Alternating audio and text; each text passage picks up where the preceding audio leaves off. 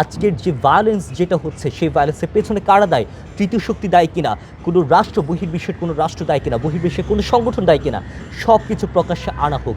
তা জনগণ আপনার ইমোশনালি ভাবে, জনগণ আপনার ইমোশনের জায়গা থেকে চিন্তা করে, এটা প্রথমে বুঝতে হবে। আপনি যদি র্যাশনালি ভাবতেন তাহলে জুলাই বিপ্লব হতো না। আপনি যদি র্যাশনালি ভাবতেন তাহলে একটা সিস্টেমের মতো সংস্কার আসে না। আপনাকে প্রথমে ইমোশনাল ভাবতে হবে।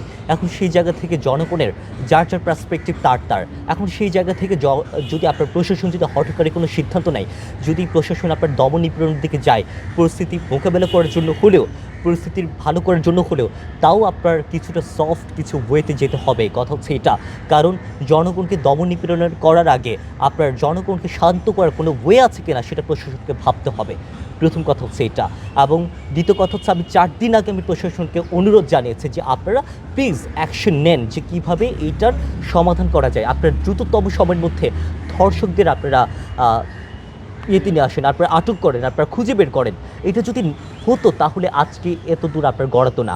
এখন আমার তাহলে পরামর্শটা কি? আমার পরামর্শ বলবো না, এটা আমার দাবিটা হচ্ছে যে 4 জন মারা গেছে সেই 4 জনের আপনার তদন্ত সঠিকভাবে করতে হবে। আজকের যে ভায়োলেন্স যেটা হচ্ছে সেই ভায়োলেন্সের পেছনে কারা দায়ী, তৃতীয় শক্তি দায়ী কিনা, কোনো রাষ্ট্র বহির্বিশ্বের কোনো রাষ্ট্র দায়ী কিনা, বহির্বিশ্বের কোনো সংগঠন দায়ী কিনা, সব কিছু প্রকাশ্যে আনা হোক। কারণ পার্বত্য চট্টগ্রাম নিয়ে এত কিছু বারবার প্রতি বছর এরকম সহিংসতা আমি দেখতে চাই না। আমি গত বছর এটা দেখেছি, গত বছর সেপ্টেম্বরে ঠিক এই সময় কিন্তু গত বছর এরকম একটা ঘটনা ঘটেছে।